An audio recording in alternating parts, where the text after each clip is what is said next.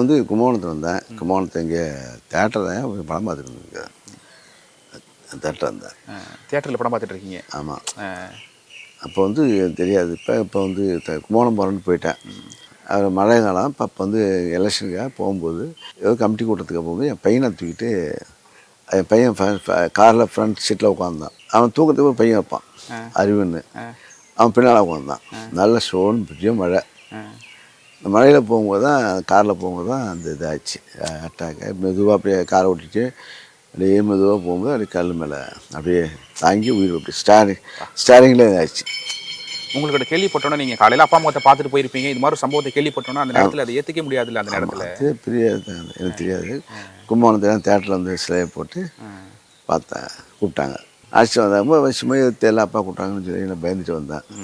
காரில் பஸ்ஸில் போஸ்ட்டை பார்த்தோன்னா அதுக்குள்ளேயும் போஸ்ட் ஓட்டிட்டாங்க. நீங்கள் வீட்டுக்கு வரதுக்குள்ளேயுமே அங்கே போஸ்ட் இடையில பார்த்துட்டீங்க பஸ்ஸில். அப்பாவோட இழப்பு அப்படிங்கிறது உங்களுடைய அரசியல் வாழ்க்கையில் எந்த அளவுக்கு ஒரு தவிர்க்க முடியாததாக இருக்குது இன்று வரைக்கும்? இதே பெரிய இறப்பு தான். தாய் தந்தை இறப்புங்கிறது அது நினைக்கும்போது இன்னும் அந்த அவர் வளர்த்தது, பாசம் வளர்த்தது, கடுமையாக இருப்பார், இனிமையாக இருப்பார். நீங்கள் கடுமையாக இருந்ததுக்கு ஏதாச்சும் ஒரு எடுத்துக்காட்டு சொல்லுங்கள். அப்பா இப்படிலாம் இருப்பார் அப்படிங்கிறது மாதிரி. எங்களை வந்து இப்போ கண்டிக்க முடியும், இப்போ அடிப்பேன், கண்டிக்க முடியும், கண்டிப்பார். அதான் அடிப்பாரா சார்? அதெல்லாம் ஒரு அது அது ஜாலி. உங்கள்